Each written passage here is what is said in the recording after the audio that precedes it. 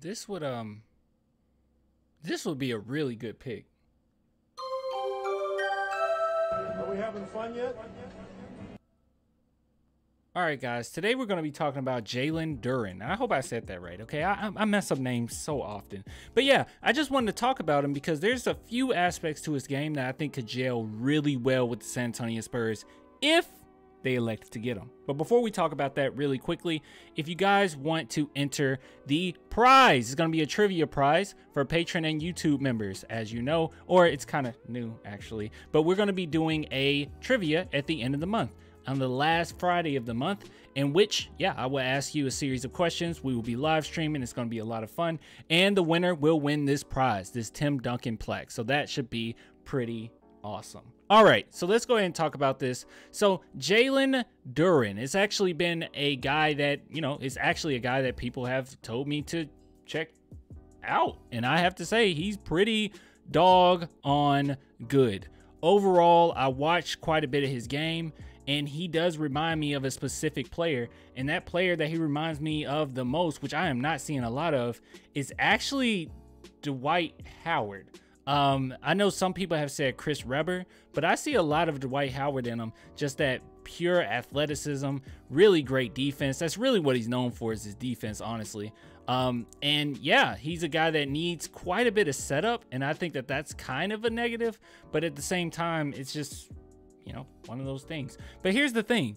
I tried my best to find out, before we talk about his stats and everything, I tried to find out where he will land in the draft, and there's so many different sources that say different things. Like, for instance, this one has him at 16, but then again, they have us getting a point guard at, number 7, so I don't really buy into it too much.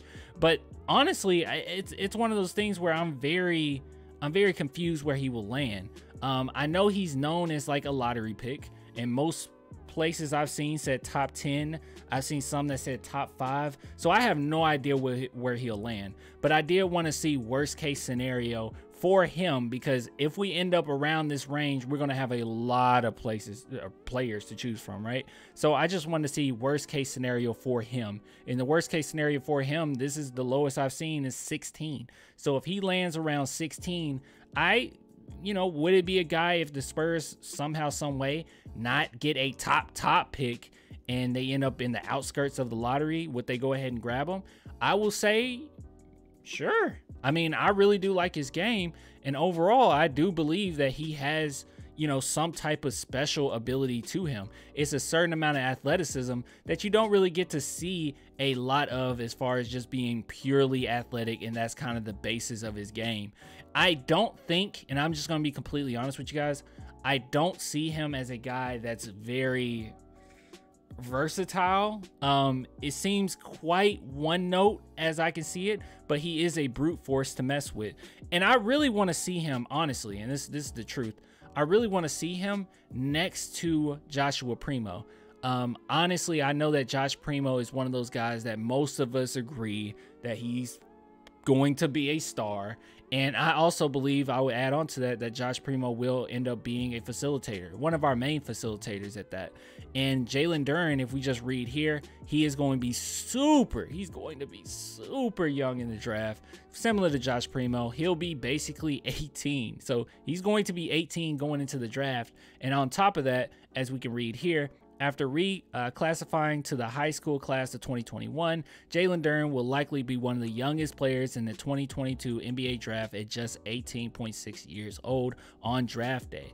But let's keep reading. Although he is young, he's shown that he can dominate the interior at a high level by utilizing his strength and physicality, standing at 6'11", weighing in at 250 pounds.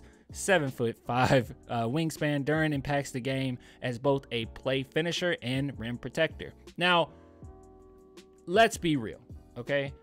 I know that most of us want a big man in the draft that can basically do everything, but that's not necessarily Jalen from what I've seen.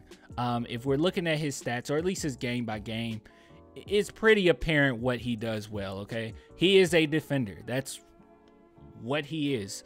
As far as everything else is concerned, he needs setup. Offensively, and this is something that can change, okay? This can definitely change. But offensively, he just needs setup. He's a guy that you're going to have to set up pretty nicely. And having a Joshua Primo, that really does help as far as alley-oops, just getting them the ball in the low post and just really good situations. I think Josh Primo would gel with them pretty nicely. Now, this is also me going off the basis of, well, Josh Primo is going to be the guy. And that's just how I feel about it. I really do believe that he will be our superstar. And if he's our superstar, you got to build around him.